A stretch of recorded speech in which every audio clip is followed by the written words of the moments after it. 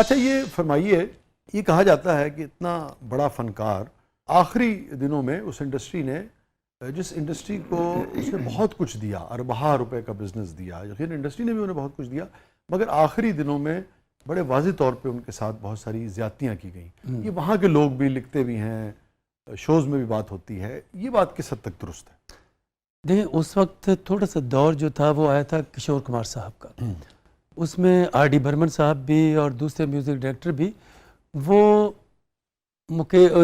کشور صاحب کو لینا زیادہ شروع ہو گئے تھے، کیونکہ اس وقت راجیش کھنہ صاحب آئے اور ان کے اوپر جو بھی فلمیں بنی. لیکن اسی دوران یہ نہیں تھا کہ رفیع صاحب کے پاس کام نہیں تھا، کیونکہ سب سے زیادہ لائیو شوز رفیع صاحب نے ہی کیے ہیں. سب دیکھیے پبلک کی محبت ہے نا. ہاں جی، پبلک لائیو شوز پبلک کی محبت پوری دنیا میں چاہ رہی ہے. تو وہ یہ نہیں تھا کہ اس میں، لیکن ان کے پاس گانوں کی کمی آئی. وہ تو آپ یہ دیکھیے نا کہ رفیع صاحب کی محبت کا یہ عالم ہے کہ آپ کا شو بھی آج جیم پیک ہوتا ہے جی، اور اس کی ایک وجہ رفیع صاحب سے محبت ہے. جی ٹھیک ہے نا، وہ تو پبلک کی محبت ہوگی نا ان سے. جی، سوال یہ ہے کہ اس انڈسٹری نے کیا کیا انڈسٹری میں، لیکن یہ نہیں تھا کہ ان کے پاس کام نہیں تھا. ٹھیک ہے، یہ بالکل نہیں ہے. آپ دیکھیے کہ 70 میں 69 70 میں جب کشور صاحب آئے تو ان کے گانے ان کو اپنا ملتے رہے. لیکن رفیع صاحب کے 71 میں بھی ہیں، 2 میں بھی، 3 میں، 4 میں، 5 میں. آر ڈی برمن کو 70 سے لے کے تو 76 تک کہیں ایوارڈ نہیں ملا، اور ان کو پھر ہم کسی سے کم نہیں فلم میں کیا ہوا تیرا وعدہ، کیا ہوا تیرا وعدہ، اس میں ایوارڈ ان کو ملا پھر اپنا، اور وہ بھی آر ڈی برمن کو. اور پھر آر ڈی برمن نے ان سے بہت ساری قوالیاں بھی گوائیں اور بھی بہت سارے گانے. تو آپ کا تھیسس، چونکہ بلا وجہ تو کسی کو بھی متون نہیں کرنا چاہیے نا، تو آپ کا تھیسس یہ کہتا ہے کہ رفیع صاحب کے ساتھ کوئی باقاعدہ طور پہ کوئی ایسی زیادتی نہیں ہوئی اس انڈسٹری میں، البتہ ہوا ایسی چلی تھی جس میں کشور صاحب کے پاس کام کر رہا تھا. یہ آپ اسی طرح تھا. ہاں جی، چلے جی، اچھی بات ہے. خالد بھائی، پروگرام بالکل آخری لمحات میں ہے. کوئی خاص بات جو آپ کے ذہن میں ہو، آپ کی ریسرچ کہتی ہو، تاریخی حوالوں سے آپ کے پاس ہو، اور آپ سمجھتے ہو کہ اس سے پہلے لوگوں تک، رفیع صاحب کے چاہنے والوں تک، لاہوریوں تک، اور جو لوگ رفیع صاحب سے محبت کر رہے ہیں ان تک نہیں پہنچی، وہ ضرور پہنچنی چاہیے، وہ آپ شیئر کر سکتے ہیں؟ وہ یہ تھا کہ رفیع صاحب جب، کیونکہ بچپن میں آواز کچھ اور ہوتی ہے، جب انسان ینگ ہوتا ہے 17 18 19 20 سال کی عمر میں آواز کچھ اور ہوتی ہے، تو اس وقت ان کی آواز جو تھی وہ باریک آواز تھی.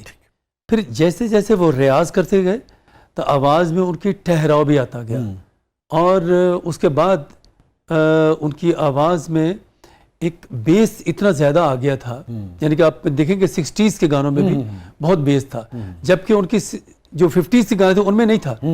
جب 60s کے گانوں میں انہوں نے ریاض بہت کیا، میچور اس کی آواز، اور پھر 70s میں اینڈ تک تو ان کی آواز میں اتنی پختگی آ چکی تھی کہ اس میں ایک علیحدہ ہی قسم کی ایک کشش تھی ان کی آواز میں. اور پھر کمال یہ تھا کہ تینوں جو سبتگیں تھیں ان میں ایک جیسی آواز رہتی تھی، ایک جیسی آواز، یہ تو بہت ہی کم. اور بیس سے لے کے تو پچ تک ایک ہی آواز تھی، تو وہ ان کی رہی اور اینڈ تک رہی.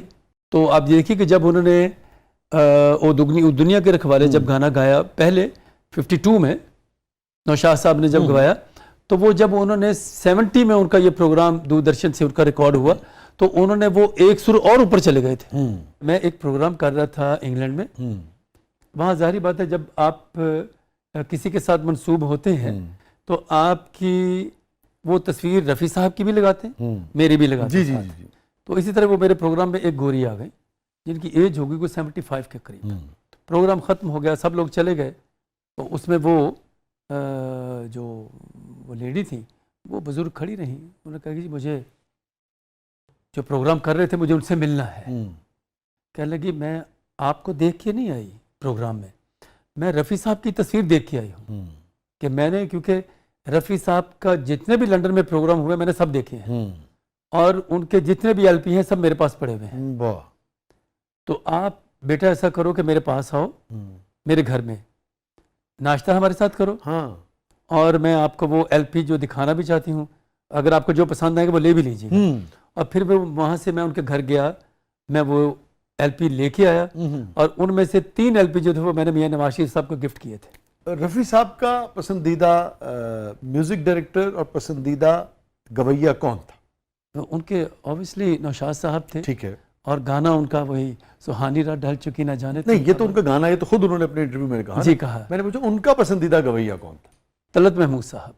اچھا. اور غلام علی صاحب. اچھا اچھا اچھا. مہدی حسن صاحب. ہاں. ان کی گاڑی میں اکثر جو کیسٹس ہوا کرتی تھی وہ ان کی ہوا کرتی تھی، غلام علی صاحب کی، کیونکہ غلام علی صاحب بھی ان کے گھر گئے، منیر حسین صاحب بھی ان کے گھر گئے، اور مسعود رانا صاحب بھی گھر گئے، اور چوتھا میں ہوں، لیکن وہ اس وقت تھے ہی نہیں. اس وقت تھے نہیں. تو یہ جو سارے لیجنڈز ہیں، مہدی حسن خان صاحب، غلام علی صاحب، منیر حسین صاحب، مسعود رانا صاحب، سب کا اپنا اپنا مقام ہے.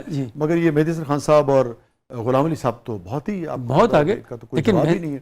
تو یہ ان سب کی اور رفیع صاحب سارے بڑوں کی ملاقات میں سے کوئی بات جو آپ شیئر کرنا چاہیں. اب یہ دیکھیے کہ جتنے بھی لوگ تھے سب اپنے بچوں کو ایک ہی بات کہہ کے گئے کہ اگر پلے بیک سنگر بننا ہے تو رفیع صاحب جیسے، تو رفیع صاحب کو گائیں آپ.